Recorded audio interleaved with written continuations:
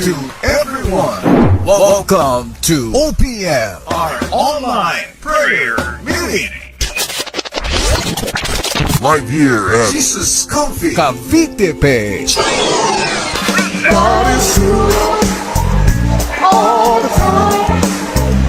God is good all the time. God is good all the time. God is good all the time. Ayan, God is good all the time. All the time, God is good. Isang pinagpalang gabi, umaga at tanghali mga kapatid. At sa lahat ng kasama natin ngayon, welcome po namin kayo dito sa ating OPM online prayer meeting. Live tayo dito sa Jesus Coffee Church from 7 p.m. to 8 p.m. Kami na po muli ang Prayer Warriors Ministry. Ayan, thank you Lord. Happy New Year muli mga kapatid. At mag-station ka lang dyan at siguradong mabibless ka sa salita at mensahe ng ating Panginoon. Ayan mga kapatid, we are glad that you are joining here us tonight. At kung first time mo, huwag kalimutang i-type ang New Blessing! welcome kayo ng mga kapatid natin dyan sa comment section. At para naman po sa ating digital evangelism, sabay-sabay po tayo magbahagi ng salita ng Panginoon by sharing our live video. Right, click, and share. Ayan, thank you Lord. Let's invite more souls mga kapatid. At maraming salamat po sa mga kapatid natin na nag-share at patuloy na nagtatag. Praise the Lord sa buhay nyo. Ayan, thank you Lord. Bago ang lahat, simulan muna natin ang ating gawain at hingin natin ang gabay ng ating Panginoon through prayer. Ayan. Thank you, Lord. Samahan niyo po kami ngayon, mga kapatid, sa ating panalangin. Yes, Lord Jesus. Hallelujah. Hallelujah. Aming Diyos, Ama na makapangyarihan sa lahat. Lord, maraming salamat po, Lord, sa pagkakataon na ito, Panginoon. Nandito muli kami, Panginoon, magbahagi, Panginoon, ng salita. Lord Jesus, samahan mo kami, Panginoon, Lord, sa aming gawain na ito, Panginoon. Ang katagumpayan nito, Panginoon, ay magbibigay, Panginoon, ng karangalan, Panginoon, sa iyong pangalan, Lord Jesus. Lord, mangusap ka, Panginoon, sa bawat mensahe, Panginoon, Lord Jesus. Sa puso, Panginoon, ng mga nanonood, Panginoon, sa mga oras na ito, Panginoon, Lord Jesus. At Lord, ibigay mo sa aming Panginoon, Lord Jesus, ang salita mo, Panginoon, Lord. Kay Elijah, Panginoon, Lord, kung paano nag-provide ka, Panginoon, Lord. Ay tulungan mo kami, Panginoon, na panghawakan ng pangako mo, Lord Jesus, na ikaw, Panginoon, ang kamay mo, ang siyang magpapadala sa amin, Lord Jesus, ng mga pagpapala, Panginoon, ng provision, Panginoon. Thank you, Lord. Ang mga mensahe na ito, Panginoon, sa aming topic ngayong gabi, Panginoon, Lord Jesus, na ikaw mangusap sa bawat puso, maitanim, Panginoon, Lord Jesus, itong binhi na ito, Panginoon, lumago, Panginoon, Lord, at magkaroon maraming bunga. Panginoon, maraming maabot ng salita mo, Panginoon, sa aming day to, Panginoon, prayer, fasting, Panginoon, ikaw patuloy magpapalakas sa amin, Panginoon, Lord Jesus. Nandito ka sa aming kalagitnaan, Panginoon. Salamat, Panginoon, sa mensahe mo, sa salita mo, Panginoon, na maisang puso, Panginoon, ng bawat isang naririto, Panginoon. Lord, pinapasalamatan ka na namin, Panginoon, sa victorious, Panginoon, ng aming OPM members, Panginoon. Ngayong gabi na ito, Panginoon, magbabago ka, sasagot ka, Panginoon, sa mga panalangin, Panginoon. Mga kapatid namin, Lord Jesus, na may mga prayer request pa matagal na nila pinapanalangin, Panginoon, Lord. Ngayon, Panginoon, kiniklaim na namin ang kasagutan, Panginoon. Thank you, Lord Jesus. Salamat sa protection. Salamat sa mga magpapagaling, Panginoon. Salamat, Lord Jesus, sa lahat ng mga kabutihan mo sa buhay namin, Lord Jesus. Binabalik namin lahat ng papurit pagsamba sa pangalan mo, Jesus. Amen! Thank you, Lord. Ayan, mga kapatid, katatapos lang po nating manalangin at sa mga kapapasok pa lang, welcome po muli namin kayo dito sa aming OPM online prayer meeting. Live tayo dito sa Jesus Coffee Church from 7 p.m. to 8 p.m. At sa mga bago, mga first time na mga kapatid namin, huwag kalimutan i-type ang New Blessing. At ngayon mga kapatid, sabayan nyo kami sa ating pagpupuri sa ating Panginoon. Ayan, thank you Lord. Awit tayo ngayon.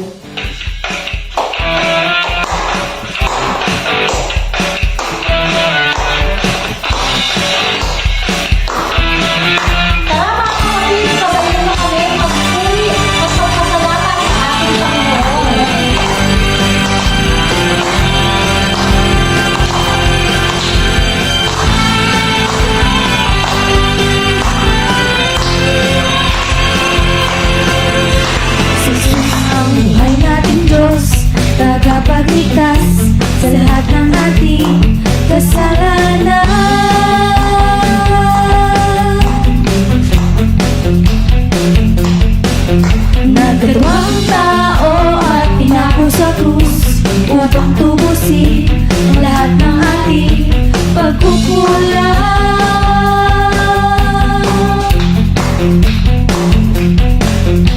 Si Jesus ang tunay na bayani, bayani ng buhay ko. Namatay upang ako'y palayain, ikaw lang ang sasambahin ko.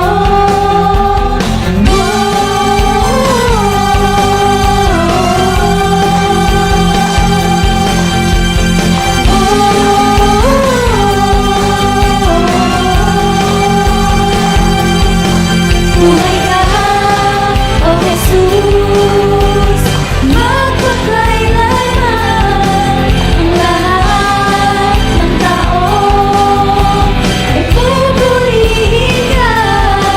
Buhay ka, O Jesus, magpakailanman.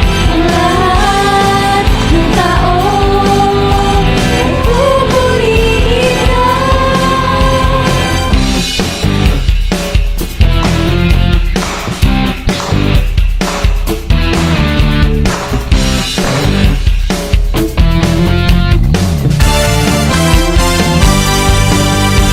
Jesus, wala siyang kaparis, kamatayan man, sa kanya'y buhay din. Binubad niya ang kanyang pagka-Diyos, makamtan lang natin, kaharian ng langit. Buhay ka, O Jesus, magpakailanman. Ang lahat ng tao ay pupurihin ka. Buhay ka, O Jesus, magpakailanman. Ang lahat ng tao ay pupurihin ka. Buhay ka, O Jesus, magpakailanman. Ang lahat ng tao ay pupurihin ka. Buhay ka, O Jesus, magpakailanman. Ang lahat ng tao ay pupurihin ka.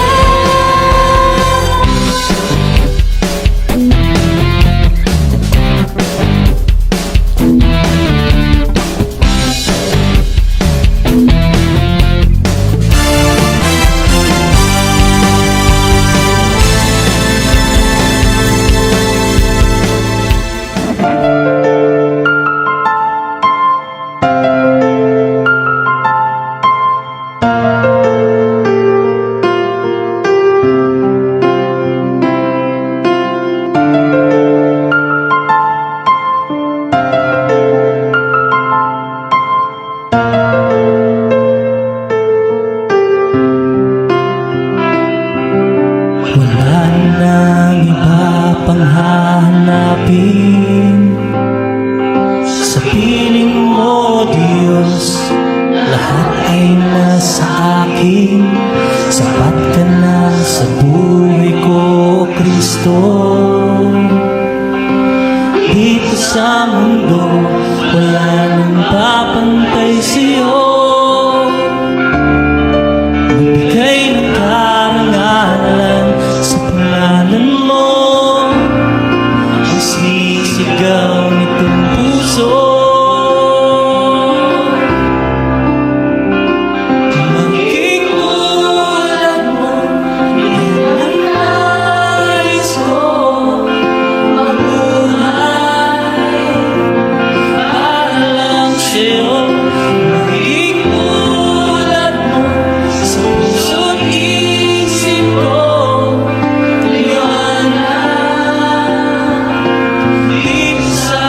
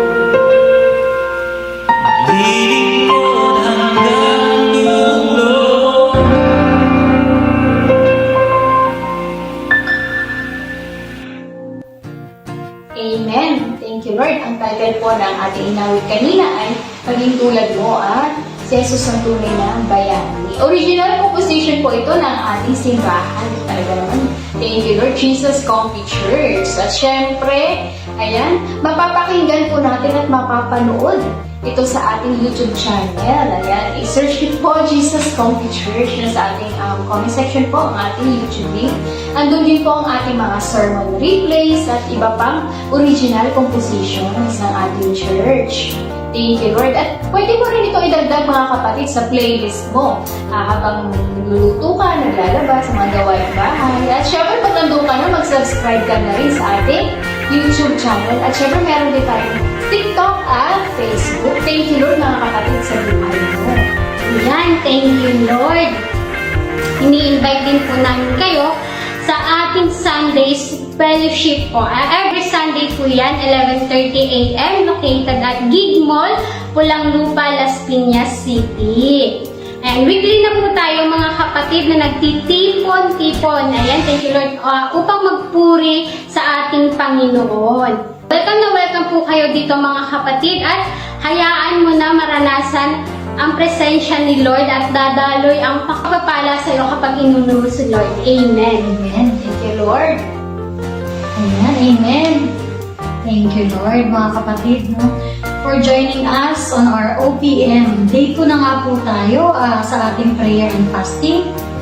At kuha na po tayo ng ating mga Bible, mga kapatid, at sabay-sabay nating basahin at buksan sa Unang Hari, chapter 17, verse 1 to 2. At habang binubuksan po natin ang ating mga Bible, kami po ay nagpupuri at nagpapasalamat sa ating mga kingdom partners at builders. Thank you po mga pledgers, supporters, sa patuloy na pagbibigay para sa pagpapatayo ng ating sanktuaryo ng ating Panginoon sa may Andrea Village po yan, sa may Bacoor. Kaya kung pinatch ni Lord ang puso mo na magbigay at na-bless ka sa ministry na ito, mas pinadali na po ang pagbibigay dahil kahit sa online, pwede po tayong mag-send through GCash for our love gifts, tithes, and offerings. Andyan po sa ating comment section. Ayan.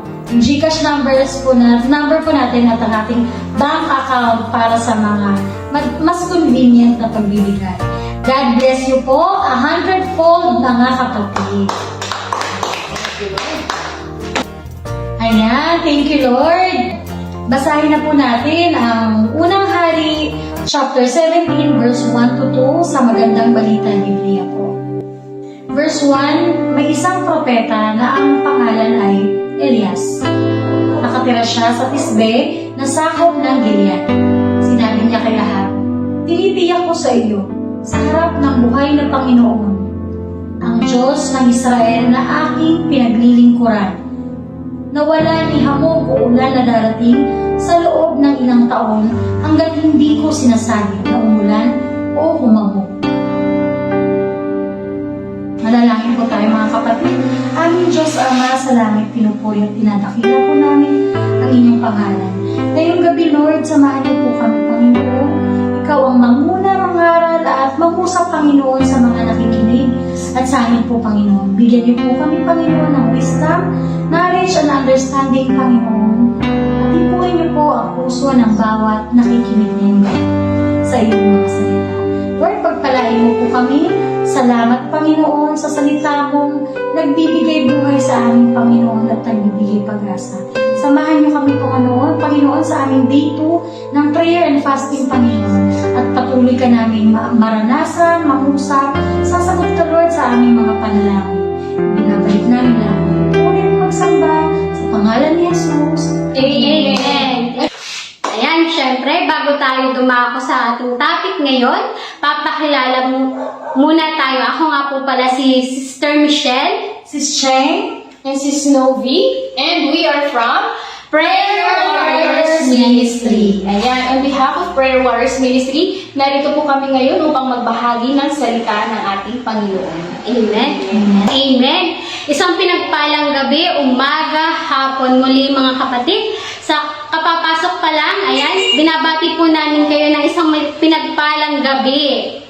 And bago tayo dumako sa ating topic, bigyan muna natin ng konting background ng ating pag-uusapan ngayong gabi na si Elijah.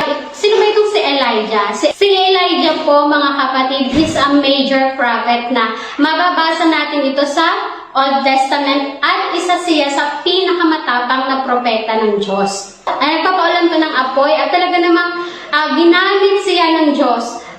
May pili para ipakita ang kapangyarihan ng Diyos sa pamamagitan ni Elijah. Kasi sa panahon na yon, grabe talaga ang pagre-rebelde ng mga Israelita, ang pagtalikod dahil sa pagsamba sa mga Diyos-Diyosan. Kaya every time na nagkakasala sila at hihingi ng tulong, nagpapadala talaga ang Diyos ng propeta. Kaya basahin niyo po mga kapatid ang 1 King hanggang sa 2 Kings sa Old Testament. Ayan, bago po tayo dumako sa first point natin, ayan, kumusta naman po ang bawat isa? Ayan, gutom na ba tayo? Hilo na ba tayo? Hilo ka na ba? Andito na nga po tayo sa day 2 ng ating prayer and fasting. Yehey! Nakadalawang araw na tayo. Grabe si Lord, no? 3 days na lang at kakayanin natin sapagkat palalakasin tayo ng ating Diyos na buhay dahil sabi nga po sa salita ni Lord sa Mateo 4:4, ayan, ngunit sumagot si Jesus. Nasusulat hindi lamang sa tinapay na bubuhay ang tao, kundi sa bawat salitang magmumula sa bibig ng Diyos. Amen! Handa na ba kayo sa unang point natin, mga kapatid? This year of divine intervention, mga kapatid. Expect nyo na ang kamay ng Diyos, ang kamay ng Panginoon ang siyang kikilo sa ating buhay. Ayan. Kaya ang ating point number 1, ayan, the mighty hand of God will empower us. Amen! Ano nga ba? Ano nga ba ang empower? It means give someone the authority or power to do something. Ayan, like Elijah, sino ang nagbigay sa kanya ng authority and power? Di ba si Lord? Amen? Ayan.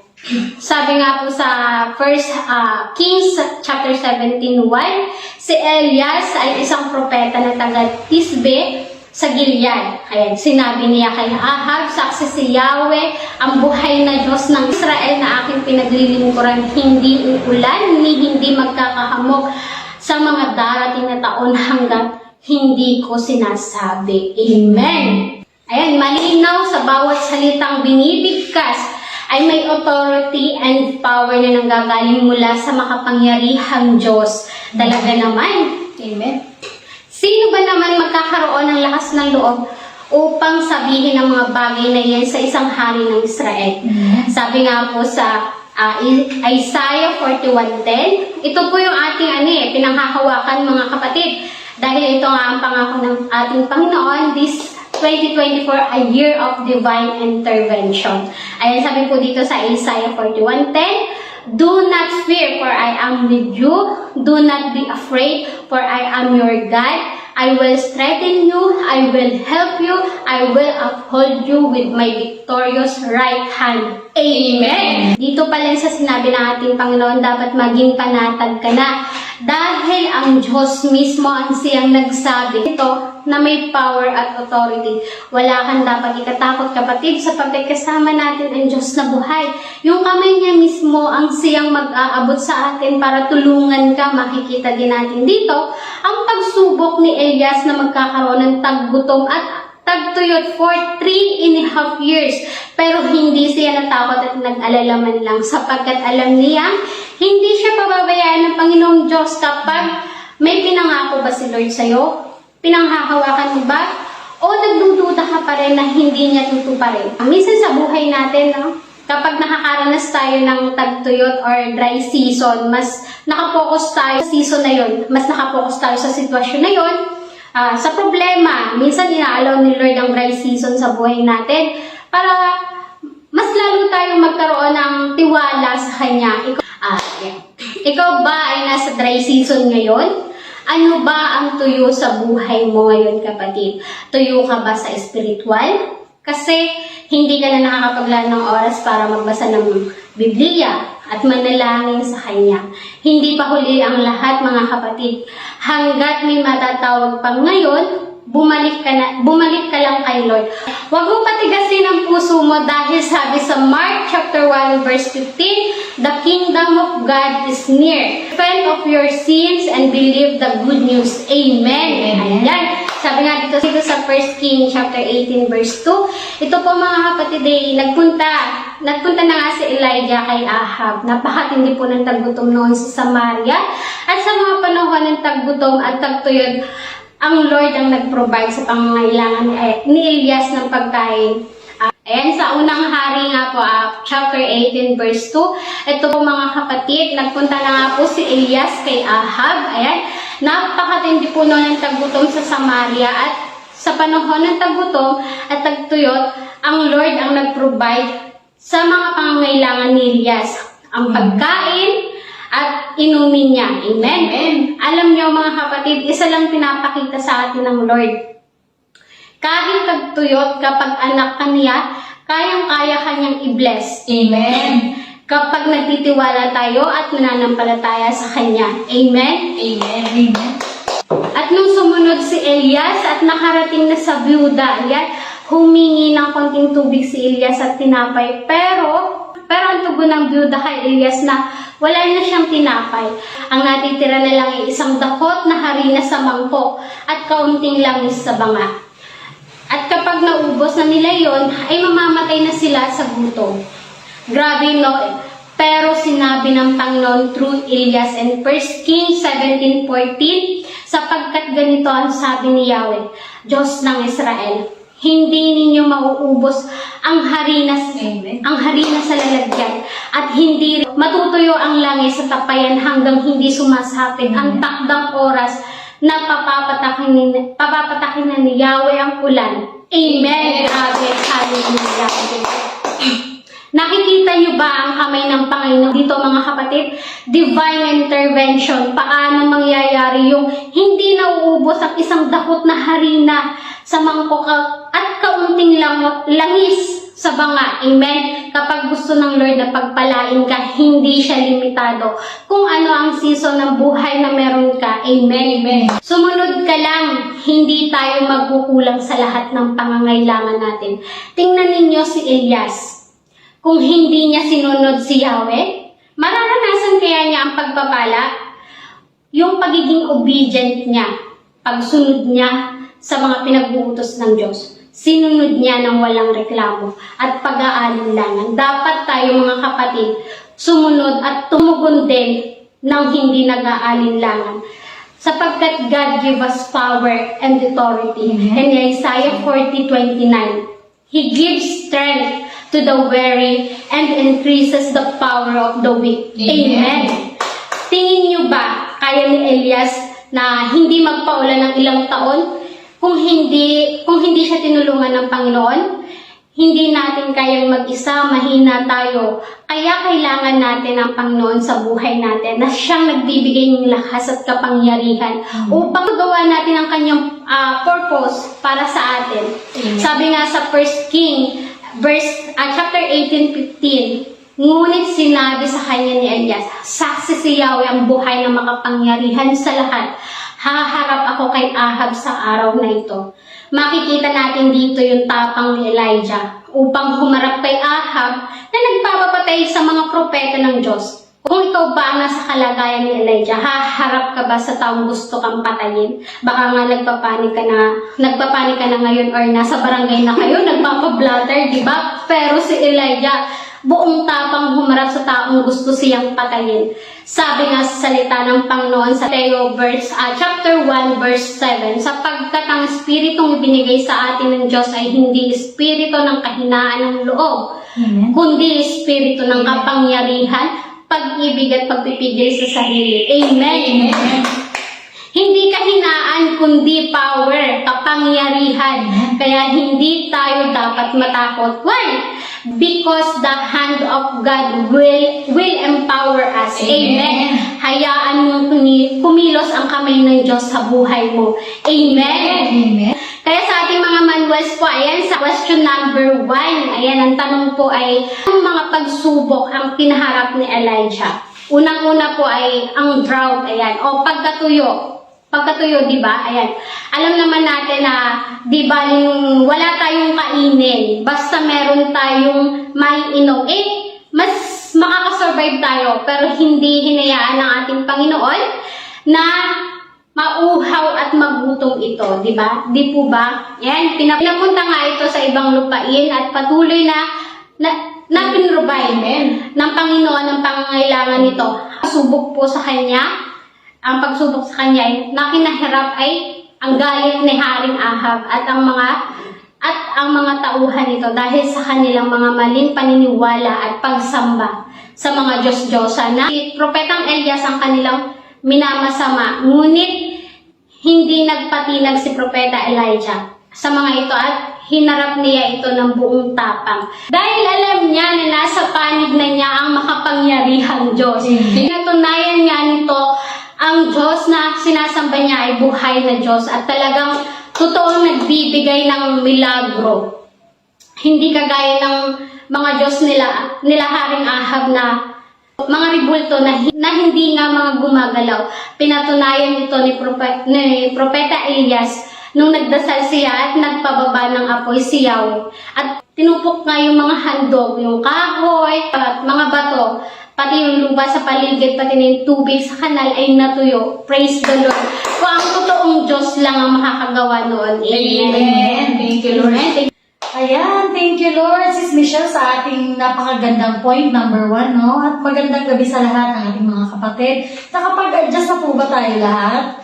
Ayan, tayo nga po ay nasa day 2 na ng ating prayer and fasting. At ngayong araw, mga pang-uusap na ba kaagad galing kay Lord? Or may mga answered prayer na po ba tayo kaagad?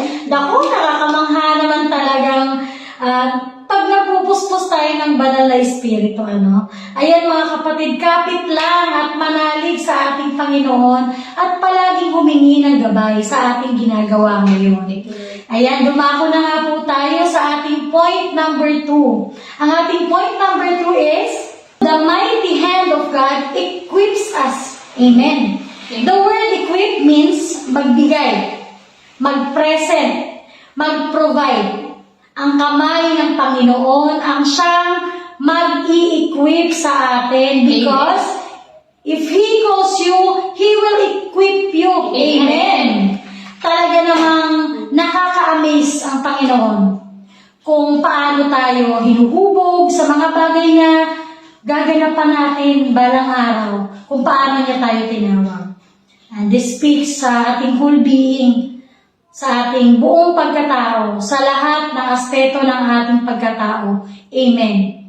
This year, 2024, mga kapatid, ito ang ating declaration, Year of Divine Intervention. Ang kamay ng ating Panginoon na siyang kikilos sa atin. Napatunayan na nga natin ito. So first week pa lang ng January, talaga namang kumilos na ang kamay ng ating Panginoon sa buhay ng lahat. Ang kamay niya nag-equip kay Elijah ay isang kamay rin ang siyang mag-i-equip sa atin. Kikilos at magpo-provide sa lahat ng ating mga pangangailangan man. Kagaya ni Propeta Elijah, dahil sa kanyang faith at pagiging masunurin sa ating Panginoon, in-equip nga siya ng ating Panginoon. Yan, ang Panginoon ang nag-provide sa lahat ng kanyang pangangailangan. Amen. Ipinagkatiwala niya sa kamay ng ating Panginoon at walang pagre-rebuilding na ganap dito. Na parang si Jonah, tumakas pero ang ending sumunod pa rin sa Panginoon. Kaya mga kapatid, kapag may pinag-uutos si Lord sa'yo at nag-disobey ka, hindi pa rin magbabago ang plano ng Diyos. Sumuway ka man, ay tuloy pa rin ang plano ng Diyos sa buhay mo. Pero na-miss mo lang ang opportunity at pagpapala na sana para sa'yo. Kaya dalangin ko, palagi nating unahin at sumunod sa kalooban ng Diyos. Dahil sabi nga sa Matthew 6:33, but seek first the kingdom of God and His righteousness, and all these things will be added unto you. Amen. Kaya kapag inuna mo si Lord, hindi ka rin niya iuhuli. Naging priority mo nga ba si Lord, mga kapatid? Or mas naging priority mo ang ibang bagay? Katulad ng kumita ng salapi, maging busy sa negosyo, sa business, o sa araw-araw na routine na buhay mo. Hindi naman masama ang mga bagay na yan, mga kapatid. Magiging hindi nga lang tama sa paningin ng ating Panginoon kung mas ginagawa na nating Diyos ang mga bagay na ito, kagaya na lamang ng pagsamba ng mga Israelita sa mga Diyos-Diyosan, kagaya naman ng hindi pag-ulan sa loob ng 3.5 taon. Ayan mga kapatid, seek God first, kagaya ng ginagawa ni Elijah. May mga pagtitiis mang ginawa si Propeta Elijah, hindi pa rin ito naging hadlang sa pagsunod niya sa ating Panginoon. Provided ng Panginoon ang lahat ng pangangailangan nito. Kagaya ng pagkain at inumin, na hindi na niya kailangan pang problema kung saan siya kukuha. Kasi si Lord na mismo ang nag-abot sa kanya ng walang kahirap-hirap. Ang uwak, mga kapatid, kung mababasa natin, ang uwak ay isa sa mga selfish na ibon at ayaw mag-share. Pero sinong mag-aakala na pwede palang gamitin ni Lord yun? Amen. Tunay niyang walang imposible sa ating Diyos na buhay. At pinapakita lamang na kahit sino pwede gamitin ng ating Diyos kapag nagpala siya sa mga anak niya. Amen. At ang susi ay pagsunod or obedience. Amen. Amen. Kung mapapansin natin, every detail na iutos ng ating Panginoon sa Kanya ay talagang naging obedient ito. Amen. Nag-fully surrender siya. Total submission at obedient heart kay Lord. Hindi siya nagreklamo bagkus sumunod siya. Tayo ba minsan mga kapatid, kapag may inuutos ang Lord, sumusunod ba kaagad? Or madami ka pang excuse at alibi? Mga kapatid, kung mahal mo si Lord, susundin mo siya dahil sabi nga sa John 14:15, if you love me, you will obey my commandments. Amen. Yan ang katangian na talagang nakakapagpatagumpay kay Propeta Elijah o Elias. Oo, kailangan natin ng pagkain at inumin to survive.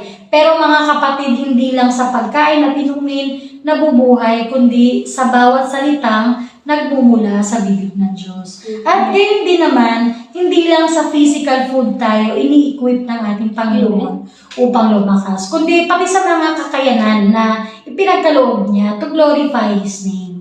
Amen. Kagaya ni Elijah, di ba, na isang propeta at isang messenger ng Panginoon, nakakatanggap ito ng mensahe mula sa ating Panginoon. At isa itong gift na pinagkaloob ni Lord sa atin na kailangan gamitin at huwag itago. Dahil sabi nga, 1 Peter chapter 4 verse 10, God has given each of us a gift from His great variety of spiritual gifts. Use them to serve one another. Amen. Kitang-kita natin kung paano siya in-equip talaga ng Panginoon sa pag-prophesy at pagbuhay ng patay na mababasa din natin sa Luke chapter 7 verse 11 to 17. Kung paano binuhay ni Jesus, yung patay na anak ng isang byuda sa bayan ng Nain. Hallelujah! Kasama yun sa spiritual gifts sa kanya ng Panginoon. Kaya mga kapatid, ano bang mga patay sa buhay mo ngayon? Kayang-kayang buhayin ng Diyos yan. Amen. Ang kamay na bumuhay sa patay noon ay isang kamay pa rin ang siyang bubuhay sa patay na area ng buhay natin. Dahil ang lahat ng mga bagay ay ginawa sa pamamagitan niya. Maging ang buhay man natin ay nagmula sa Kanya at siya lang ang may karapatang kumuha din ito. Amen. Dahil anak tayo ni Kristo, binibigyan niya tayo ng kapangyarihan, bumuhay ng patay sa pangalan ng ating Panginoon.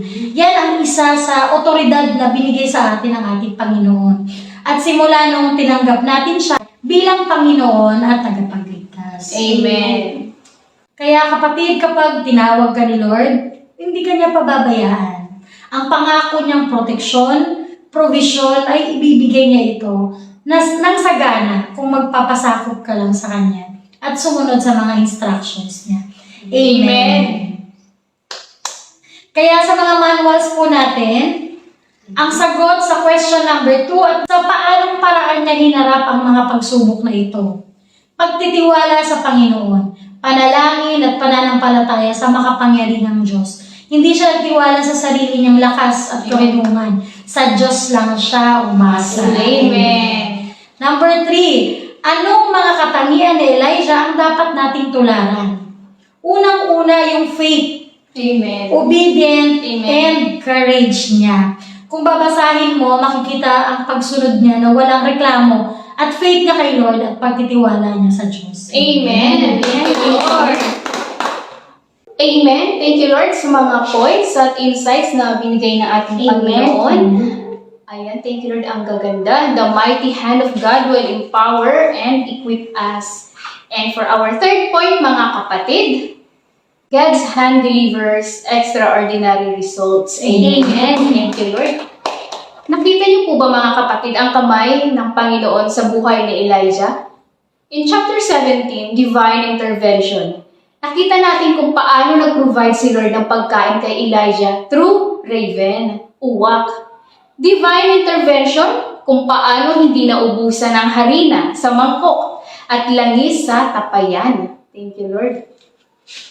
Divine Intervention, kung paano nabuhay muli ang patay nang manalangin si Elias. Grabe, no? Kapag hinayaan natin ang kamay ng Diyos ang kumilos sa buhay natin, tiyak na mamamangha ka sa gagawin niya. Amen. Ganon din, mga kapatid, no, sa atin bilang tagasunod ni Kristo. Kagaya ni Elijah na pinaubayan niya sa kamay ng Diyos ang pagkilos sa buhay niya. Paano kaya kung hindi siya sumunod sa utos ng Lord na pumunta ng Cherith Brook? Paano kung pinagdudahan at kinwestiyon niya ang Diyos? Bakit ako mag-i-stay doon, Lord? Dito na lang ako. Siguro kung hindi niya sinunod si Lord, kasama na rin siya sa nagutom. At yung uwak po, mga kapatid, sa Old Testament ay maituturing din na madumi. Kaya paano ginamit yun ng Panginoon para magdala ng tinapay at karne?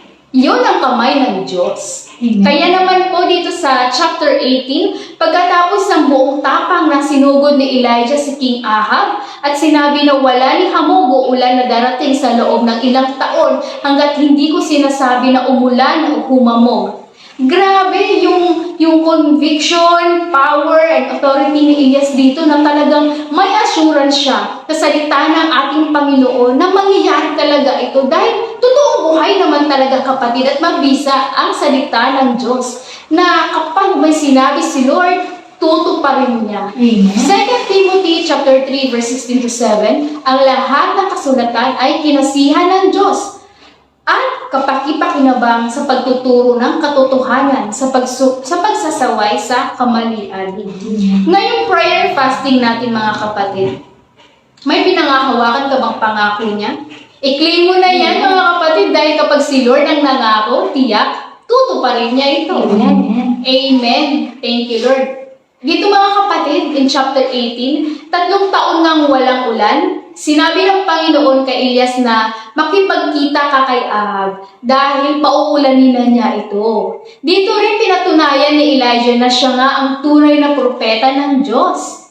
Thank you, Lord. In 1 Kings 18:21, ito, mga kapatid, lumapit si Elias sa mga tao at sinabi niya na, hanggang kailan pa ba kayo mag-aalinlangan? Kung ang Panginoon ang totoong Diyos, sundin niyo siya. Pero kung si Baal ang totoong Diyos, sundin ninyo ito. Alam niyo po, mga kapatid, pinapakita lamang, no, na sa senaryong ito, ang katapangan din ni Joshua, kung natatandaan niyo, sa Joshua 24:15, nung tinanong din niya ang mga Israelites na kung ayaw ninyong maglingkod kay Yahweh, pumili kayo ngayon kung sino ang inyong paglilingkuran. As for me and my household, we will serve the Lord. Amen. Amen. Thank you, Lord. Kung makikita natin, mga kapatid, si Elijah, he was a mighty furnace prophet dahil buong tapang niya hinamon at hinarap si Hari Ahab, ang 400 prophets si Baal at 450 prophets ni Asherah laban sa kanya sa Mount Carmel. Kaya tinipon niya dito yung mga tao para masaksihan ng lahat na ang Diyos ni Elias ay tunay at buhay, na wala ka dapat ibang sambahin kundi si Yahweh lamang. Amen. Grabe! Imagine niyo yun, mga kapatid, na sinuong niya yung napapalibutan siya ng mga false prophets. Siya na lang yung natitirang propeta ng Diyos. He was very bold with his faith. Naranasan mo na rin ba yun, mga kapatid, yung mapalibutan na tila ba ikaw na lang yung mag-isa sa pananampalataya mo? Yung tinalikuran ka na rin ng lahat. Kapag nag-share ka ng Word of God, minamak ka, pinipersecute, At yung iba ay na-unfriend at binablock pa sa Facebook. Patunay lamang no, na kahit propeta si Elias, hindi exempted sa tribulations. At patunay din sa atin na kahit Kristiyano tayo, hindi tayo accepted sa mga pagsubok. Yung pang tila ikaw na lang yung mag-isa nakatayo at nagliliwanag sa madilim na lugar. Ganun yung naranasan ni Elijah nung hinarap niya ang mga prophets ni Baal.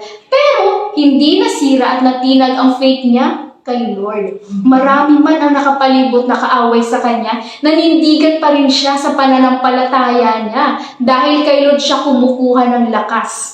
He takes refuge in the Lord. Si Lord ang strength niya, the rock, fortress, a deliverer, and His shield. Sa ating mga kapatid bilang mananampalataya at tagasunod ni Kristo, this gives us courage to speak and stand up for the word of the Lord. Amen. Manindigan ka kapatid, kahit ikaw na lang ang natitira sa pananampalataya mo. In 1 Timothy chapter 6 verse 12, let us fight the good fight of faith. Ipaglaban mo ang pananampalataya mo kapatid. Dapat may integrity ka.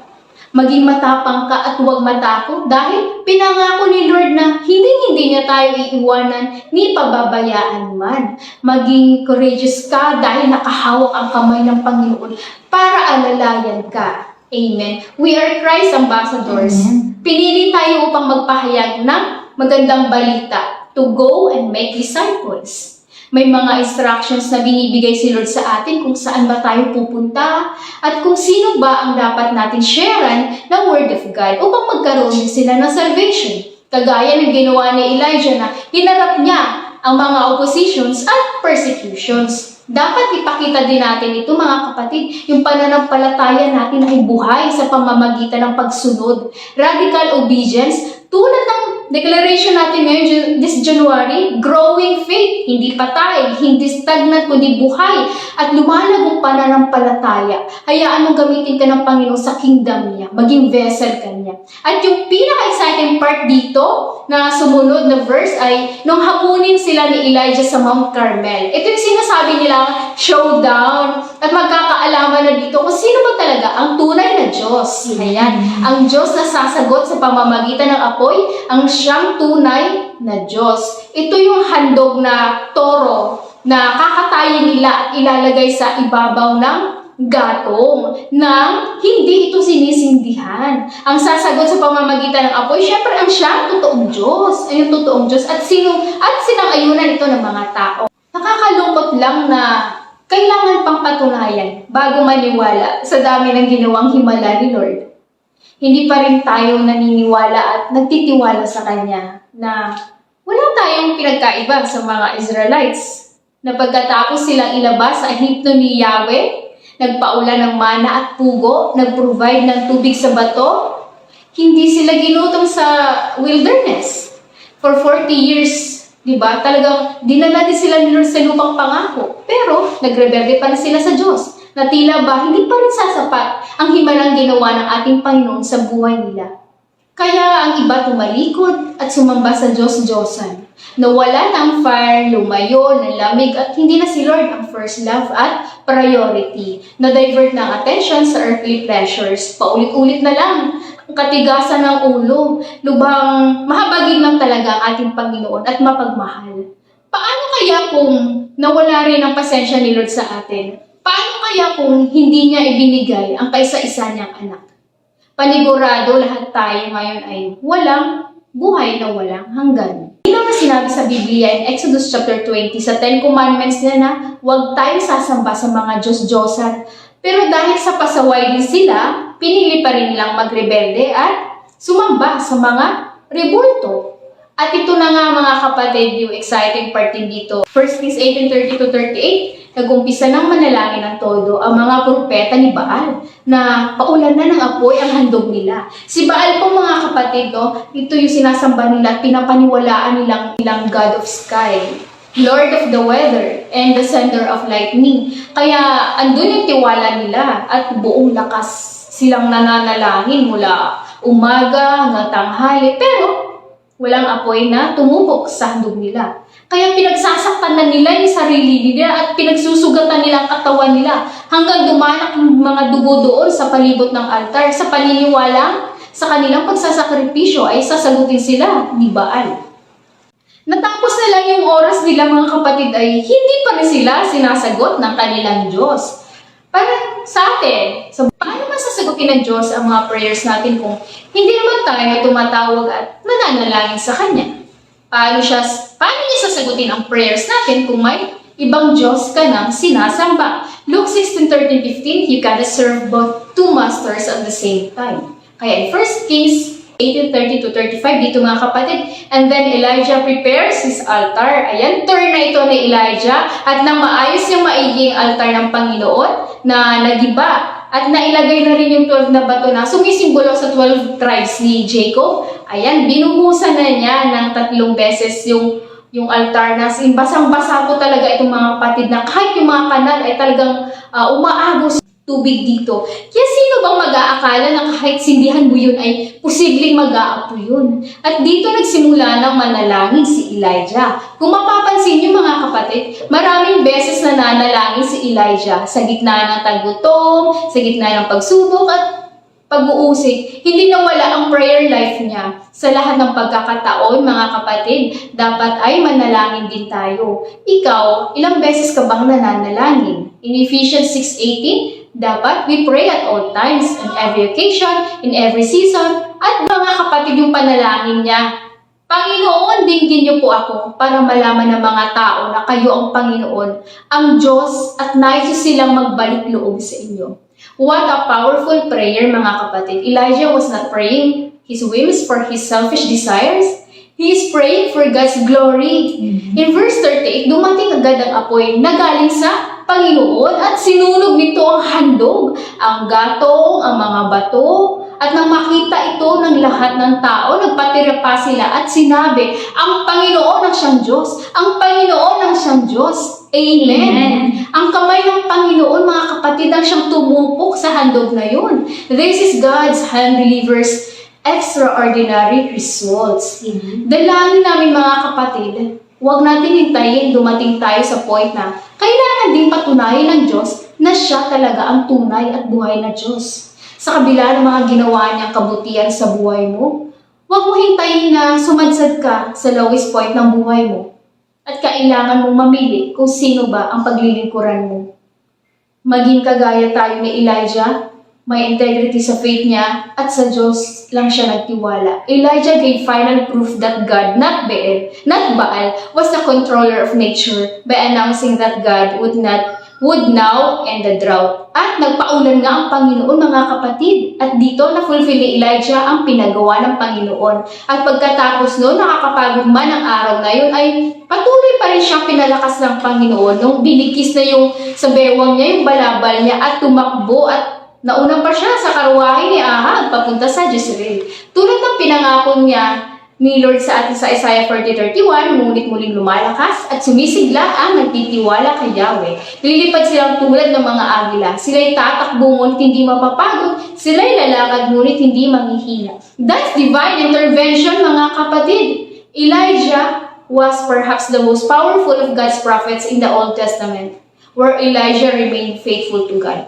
Kaya sa ating manuals, number 5, mga kapatid, anong mga susi ang inyong natuklasan para maranasan natin ang divine intervention? Naku, sobrang madaming susi dito mga kapatid, no, kung nabasa natin para maranasan natin yung divine intervention. Siyempre, unang-una yung radical obedience, unwavering faith niya, yung pagiging matapang niya, yung courageous niya. Lalo na this year, 2024, huwag tayo matakot dahil nandiyan ang kamay ng Panginoon, handang tumulong sa atin at mangingialam na siya mga kapatid. Kaya ano yung mga nasa prayer list mo ngayong prayer and fasting? I-claim mo na yan kapatid. Kagaya ni Elijah nung manalangin siya ng taimtim. Ayan. So, perseverance din in the face of trials. At syempre, intercessory prayer at yung praise niya, pagpupuri sa Panginoon. Yung mga susi para maranasan natin ang divine intervention. Okay. Elijah is like Jesus because Elijah in Hebrew word means my God is Yahweh and Jesus means the Lord is my salvation. Elijah, may disciple ding nagngangalang Elisha who followed him and learned from him, while Jesus had 12 disciples who followed him during his ministry on earth. Elijah and Jesus both experienced rejection and persecution. Elijah and Jesus both performed extraordinary miracles. Elijah, nagsakripisyo nang harapin niya ang propeta ni Baal para manumbalik ang mga tao.